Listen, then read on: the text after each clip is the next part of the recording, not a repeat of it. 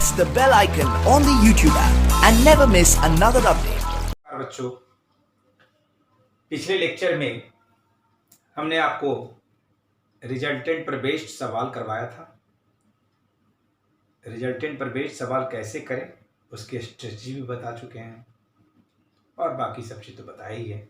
Addition कैसे करते हैं, सब्ट्रैक्शन कैसे करते हैं और रिजल्टेंट का फॉर्मूला ड्राइव कैसे हुआ। आज हम आपको कंपोनेंट ऑफ वेक्टर के बारे में बताने वाले हैं। कंपोनेंट ऑफ वेक्टर, इसको रेजोल्यूशन ऑफ वेक्टर भी कहते हैं, इसलिए कहीं रेजोल्यूशन ऑफ वेक्टर लिखा रहे तो कंफ्यूज नहीं होना, इसलिए मैं दोनों बात बता दिया। हम इसको समझाने के लिए बड़ा बेहतर कॉन्सेप्ट है कंपोनेंट ऑफ वेक्टर का एप्लीकेशन हर जगह पे होता है बच्चों। फिजिक्स के अक्सर टॉपिक्स में कंपोनेंट का एप्लीकेशन हो जाता है, इसलिए आपको कंपोनेंट का कॉन्सेप्ट बहुत अच्छे से आनी चाहिए। इस कंपोनेंट को समझने के लिए हमने 4 सवाल लिखा है। ये देखिए, फर्स्ट क्वेश्चन है मेरा, व्हाट इज कंपोनेंट, कंपोनेंट क्या है। सेकंड क्वेश्चन है, हाउ कंपोनेंट रिजॉल्व, कंपोनेंट तोड़ा कैसे जाए। थर्ड क्वेश्चन है, how can find resultant with the help of component, component से रिजल्टेंट कैसे पता लगाया जाए। और चौथा क्वेश्चन है, why resultant taken out with the help of component, component से रिजल्टेंट क्यों निकल जाता है।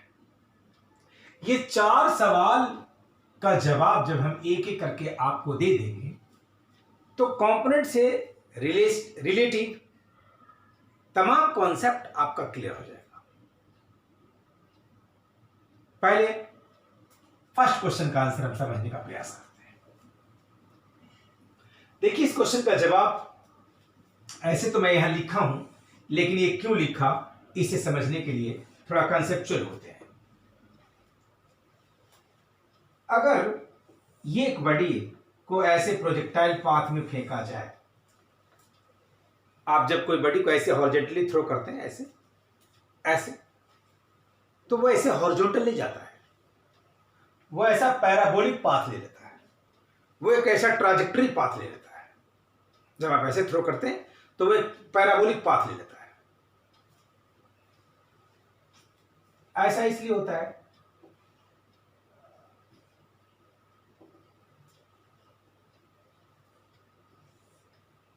क्योंकि ये है U और ये है थीटा।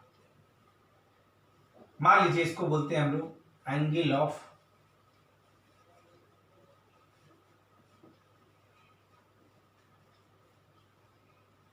प्रोजेक्शन और इसको बोलते हैं हम लोग वेलोसिटी ऑफ प्रोजेक्शन। ये आगे पढ़ना है आप लोगों को, प्रोजेक्टाइल मोशन तो पढ़ना है, काइनेमेटिक्स पढ़ेंगे। अभी इसको समझने के लिए सिर्फ बता रहे हैं। इसका कंपोनेंट इस तरफ जो होगा वो थोड़ी देर के लिए मान लीजिए कि u cos थीटा होगा और इस तरफ जो होगा u sin थीटा होगा। इसे आप एज्यूम कर लें कि इसका जो कंपोनेंट है इस तरफ वो u cos थीटा है और इस तरफ जो है वो u sin थीटा है। अगर आप इसका और इसका रिजल्टेंट निकालो तो ये मिल जाएगा और ये होगा कितना, u cos थीटा का स्क्वायर u sin थीटा का square, this is equal to u। मतलब इसको a square plus b square, ये दोनों के बीच का एंगल कितना है 90।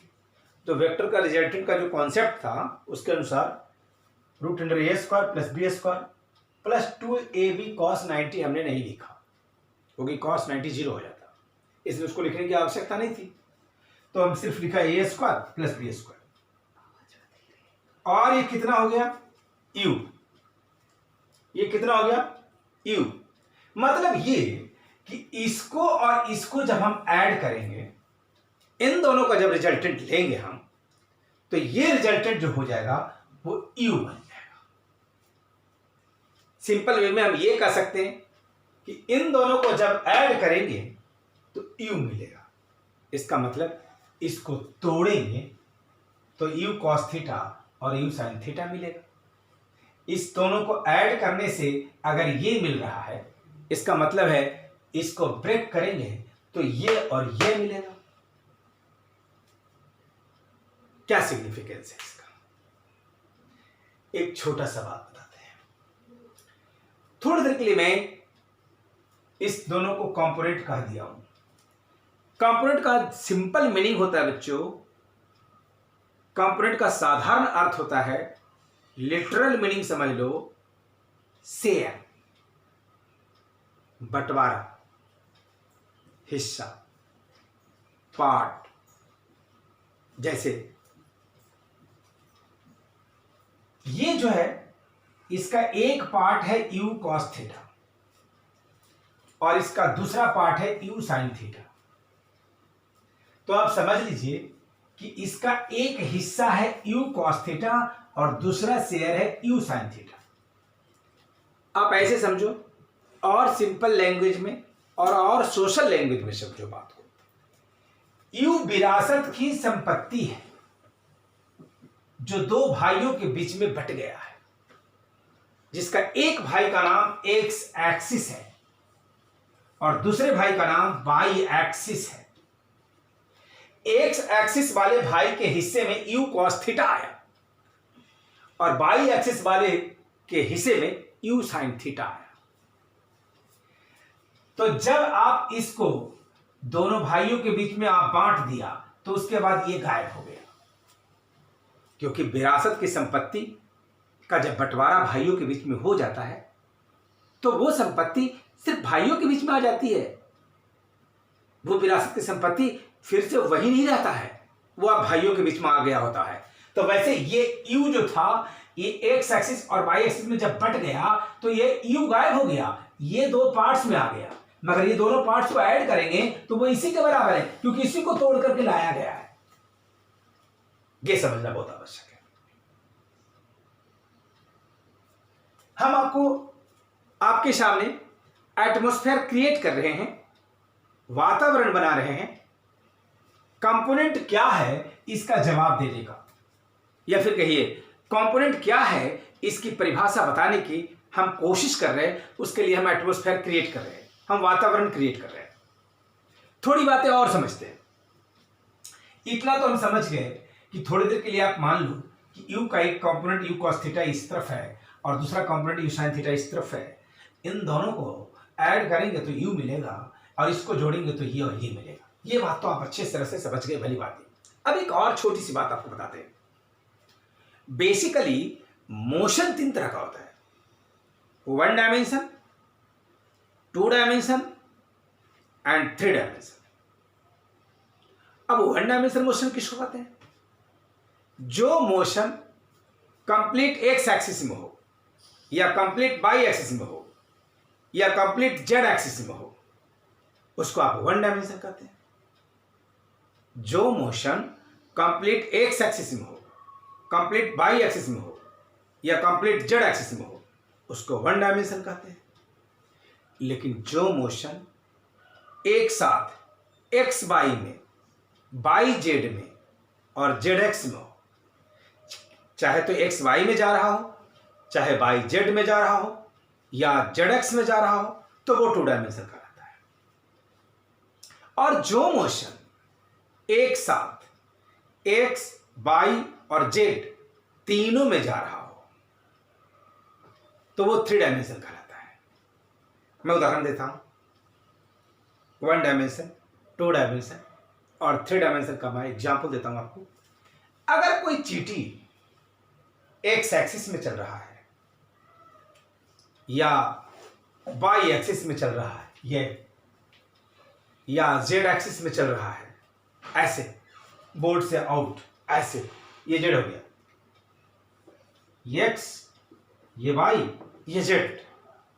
तो कोई चींटी अगर इसमें चले, इसमें चले या इसमें चले, complete X, complete Y, complete Z, तो वो 1 डायमेंशन कहलाएगा। और अगर कोई चींटी एक्स और वाई दोनों में चल रहा है, लाइक दिस, ऐसे, तो ये 2 डायमेंशन होगा। ये कौन सी डायमेंशन है? 2 डायमेंशन है, क्योंकि इसमें एक्स में भी प्रोग्रेस हो रहा है और वाई में भी प्रोग्रेस हो रहा है। ये देखो एक्स में इतना तो वाई में इतना, फिर यहां आया तो एक्स में इतना वाई में इतना, फिर यहां आया तो एक्स में इतना वाई में इतना। तो हर पॉइंट पे एक्स और वाई दोनों में प्रोग्रेस हो रहा है। ये 2 डायमेंशन हुआ। कोई प्लेन पर अगर मूव करता है तो वो 2 डायमेंशन हो जाता है। कोई एक्सिस में मूव करता है किसी पार्टिकुलर एक्सिस में तो वो 1 डायमेंशन हो जाता है। और अगर स्पेस में मूव करे तो, जैसे एक चिड़िया ऐसे उड़ रही है, ये देखिए, इसका प्रोग्रेस देखेंगे तो ये 3 डायमेंशन है, क्योंकि इसका प्रोग्रेस एक्स में भी हो रहा है, ये देखिए एक्स में भी हो रहा है, वाई में भी हो रहा है और जेड में भी हो रहा है, ऊंचाई भी है। तो ये उड़ती हुई किसी वस्तु को आप 3D फिगर कर सकते हैं। ये 3D है, 3 डायमेंशन है। अब हम आपको इस पे ले चलते हैं। ये U जो है, ये जो दिशा है, ये डायरेक्शन जो है, ये बना, ये डायरेक्शन, ये 2 डायमेंशन है। क्यों? जब यहां आया तो x में इतना दूर, y में, जब यहां आया तो x में इतना, y में, जब यहां आया तो x में इतना, y में इतना, फिर x में इतना, y में इतना। तो हर इंस्टेंट x में प्रोग्रेस हो रहा है कि y में प्रोग्रेस हो रहा है कि दोनों में प्रोग्रेस हो रहा है? निश्चित रूप से इसमें दोनों में प्रोग्रेस हो रहा है। तो ये 2 डायमेंशन कहलाएगा। क्या कहलाएगा? ये 2 डायमेंशन कहलाएगा। तो U जो आप देख रहे हैं ये 2 डायमेंशन मोशन है, और U cos थीटा और U sin थीटा जो देख रहे हैं आप, ये 1 डायमेंशन है। क्यों? क्योंकि ये कंप्लीट x में है, ये कंप्लीट y में है।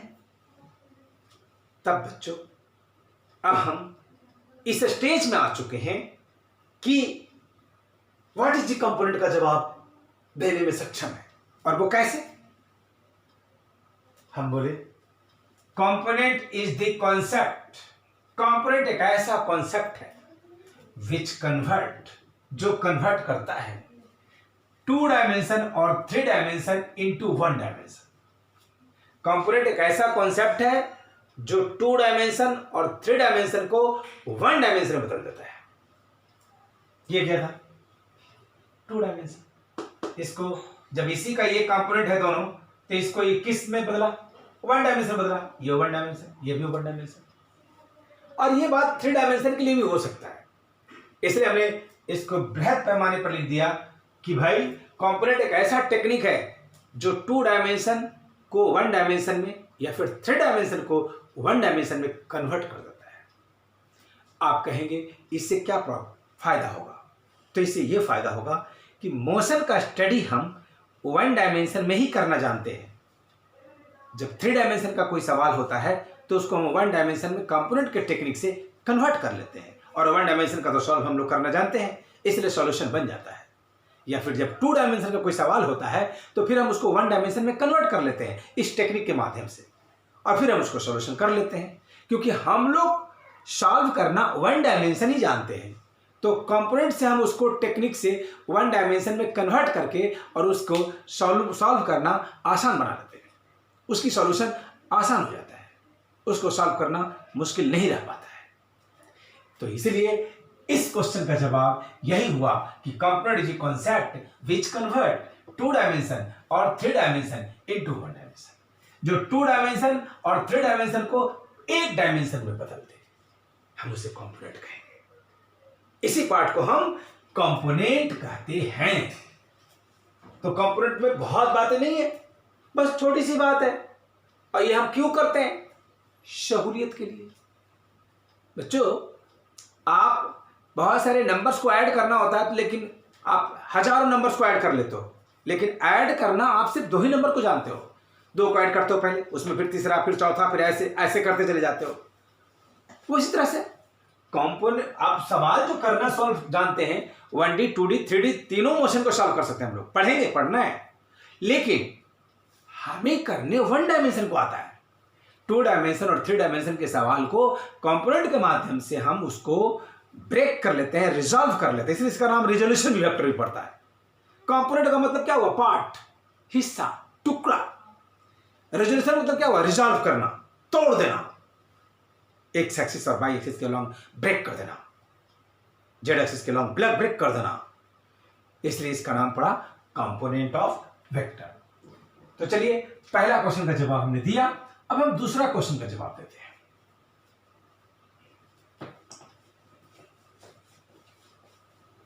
दूसरा क्वेश्चन का जवाब,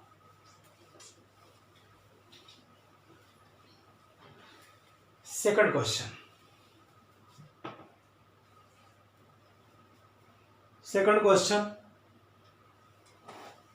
सेकंड क्वेश्चन ये था, हाउ कंपोनेंट रिजॉल्व, कंपोनेंट को तोड़ा कैसे जाए, ये था सेकंड कंपोनेंट। तो इसको पहले आप एक रेक्टेंगल बना दीजिए,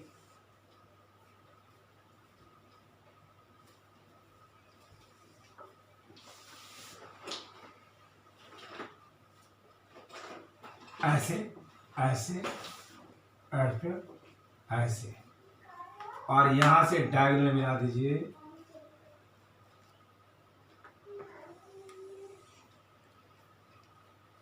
ऐसे, और इस एंगल को थीटा बना दीजिए, ऐसे।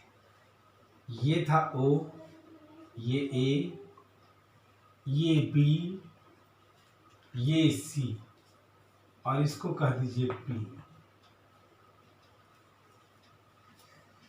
तो कंपोनेंट कैसे रिजॉल्व करे जाए?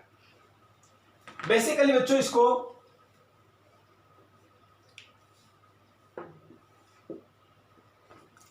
समझ लीजिए, रेक्टेंगुलर कंपोनेंट भी बोलते हैं इसको। तो इसको समझ लीजिए, जिस साइड से एंगल बनाता है, जिस साइड से एंगल बनाता है, मतलब OA से बना रहा है, तो इसका कंपोनेंट इस तरफ हो जाएगा P cos theta,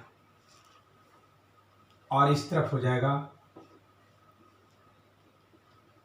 P sin theta. इस तरफ क्या हो जाएगा? P cos थीटा, और इस तरफ क्या हो जाएगा? P sin theta. या मतलब जिस एक्सिस से एंगल बनाया उसके तरफ cos, और जिस एक्सिस से एंगल नहीं बनाया उसके तरफ sin। एक और भी टेक्निक है, कि आप इसको तो थीटा कह ही दिया, इसे आप चाहें तो 90 माइनस थीटा कर सकते हैं। तब आप क्या करेंगे? अगर दोनों एक्सिस से एंगल अपना अपना मालूम है, जैसे कि OA से एंगल थीटा मालूम है, OB से एंगल 90 माइनस थीटा मालूम है, तो मान लो जब एक्स एक्सिस से एंगल मालूम है, वाई एक्सिस से एंगल मालूम है, तब दोनों तरफ कॉस ले लो। इसका तो इधर कॉस होगा ही, इधर भी कॉस ही लिखो, कॉस 90 माइनस थीटा, तो कॉस 90 माइनस थीटा क्या हो जाएगा? Sine theta. तो भी वही आएगा। यानी जब ये एंगल मालूम नहीं है, तब इधर थीटा, इधर कॉस, इधर साइन, और जब ये भी एंगल मालूम है आपको इधर से, वाई एक्सिस से भी, तो ये 90 माइनस थीटा हो जाएगा। तब आप क्या करें? दोनों तरफ कॉस। तब आप दोनों तरफ कॉस लें। जैसे मैं एग्जांपल दिखाता हूं आपको, कि मान लीजिए ये एक पार्ट है, इसको OA कह दीजिए, इसको X कह दीजिए, सॉरी, और इसको Y कह दीजिए, इसको OA कह दीजिए। ये 30 डिग्री है, तो ये क्या हो जाएगा? 60 डिग्री। अब इसका कंपोनेंट इधर तोड़ेंगे तो क्या हो जाएगा? P cos 60, और इधर तोड़ेंगे तो क्या हो जाएगा? P sin 60। इधर सॉरी cos 30। मतलब अगर आपको x एक्सिस से भी एंगल मालूम है और y एक्सिस से भी एंगल मालूम है, तो x एक्सिस की तरफ cos लिख दो, जिधर थीटा उधर cos, दूसरे तरफ sin। मैंने एक टेक्निक दिया कि यहां पर जब करोगे तो यहां भी cos लिखो, ये एक तरीका, क्योंकि इधर से भी एंगल मालूम था तो cos लिख दिया, इस तरफ से भी एंगल मालूम था तो cos लिख दिया। अगर हम लोगों को ये चीज मालूम नहीं है तब क्या लिखते? तब इधर कॉस लिखते 30 में, और इसी 30 के लैंग्वेज में यहां लिखते, लेकिन साइन लिखते। तब हम लिखते यहां ऐसे P sin 30। ठीक है, ये बात समझ में आया होगा आपको कि जिधर थीटा बना रहा है, जिस तरफ से एक्सिस से एंगल बना रहा है उसके तरफ कॉस, दूसरी तरफ साइन, पर शर्त है कि दोनों एक्सिस के बीच में एंगल क्या होना चाहिए? 90 डिग्री। दूसरे एंगल के लिए सही नहीं होगा, यानी एक्स एक्सिस और वाई एक्सिस में तोड़ेंगे तभी सही होगा। जिधर थीटा उधर कॉस, दूसरी तरफ साइन, और नहीं तो दोनों तरफ कॉस, एंगल अपना अपना। इसका एंगल क्या है? 30, इसका एंगल क्या हो जाएगा? 60। तो कॉस ही 60 लिखते तो भी वही बात होता, क्योंकि साइन 30 का जो वैल्यू होगा कॉस 60 का वैल्यू वही होता है, इसलिए अंतर नहीं पड़ेगा आपको। तो ये तोड़ने का तरीका है। अब हम ये तोड़ना तो सिखाया आपको। एंगल तोड़ने का बेसिकली 2 टेक्निक है हमारे पास। पहला टेक्निक का नाम कोऑर्डिनेट वाइज है। पहला टेक्निक का नाम है कोऑर्डिनेट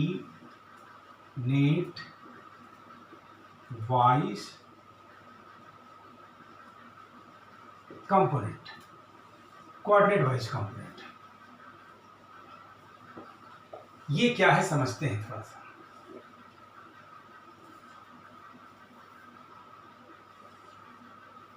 मान लीजिए ये 60 डिग्री है, यू है, ये है, ये पी है। अगर आप ओ को तोड़ेंगे तो क्या होगा? P cos 60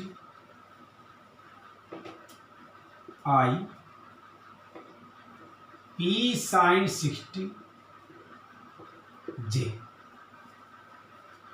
इसका कॉन्सेप्ट क्या हुआ? इसका बहुत सिंपल कॉन्सेप्ट है। ये देखिए, इस तरफ आप I लेना, इस तरफ आप J ले लेना, इस तरफ -I और इस तरफ -J। ये ऑरिजिन है। ये तो मैं यूनिट वेक्टर में आपको बताया है कि इसको X से डिनोट करते हैं और इसको Y वाले को J से करते हैं, और Z वाले को किए तो इसमें Z नहीं है। अब जहां तक प्लस और माइनस का सवाल है, ये पॉजिटिव एक्स एक्सिस में तो +I और ये नेगेटिव एक्स एक्सिस में तो -I, ये पॉजिटिव बाई एक्सिस में तो +J और ये नेगेटिव बाई एक्सिस में तो -J। तो आप इसको क्या लिख देंगे? Something I something J। तो एक चीज तो ये क्लियर हो गया। अगर आपको कंपोनेंट ऐसे तोड़ना है, ये तो मैं पहला दिखाया OE का, ये पहला का कंपोनेंट हो गया। इस आधार पर दूसरा क्वेश्चन देखते हैं।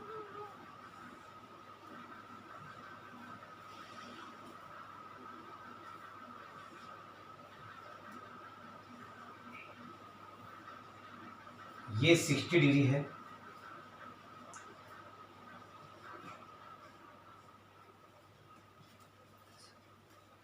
अब अगर आप तोड़ेंगे तो क्या होगा?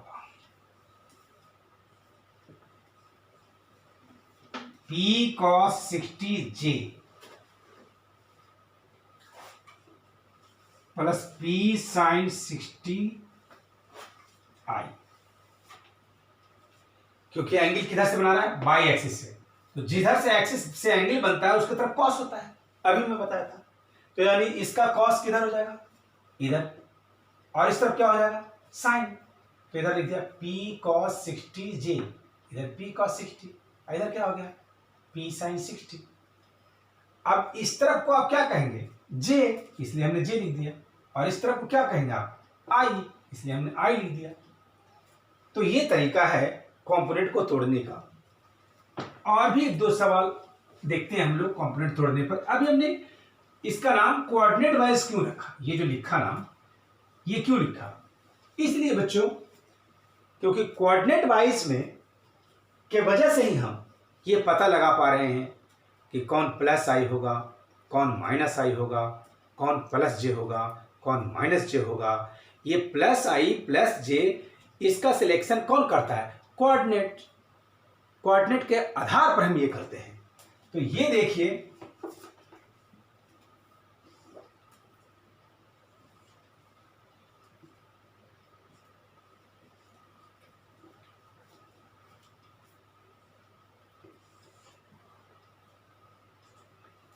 जैसे ये देखिए,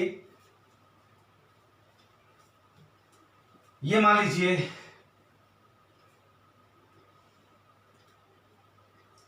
कि आपको 30 डिग्री है, तो अभी अभी मैंने बताया आपको। ये मान लीजिए 60 डिग्री है, ये मान लीजिए 60 डिग्री है, और ये मान लीजिए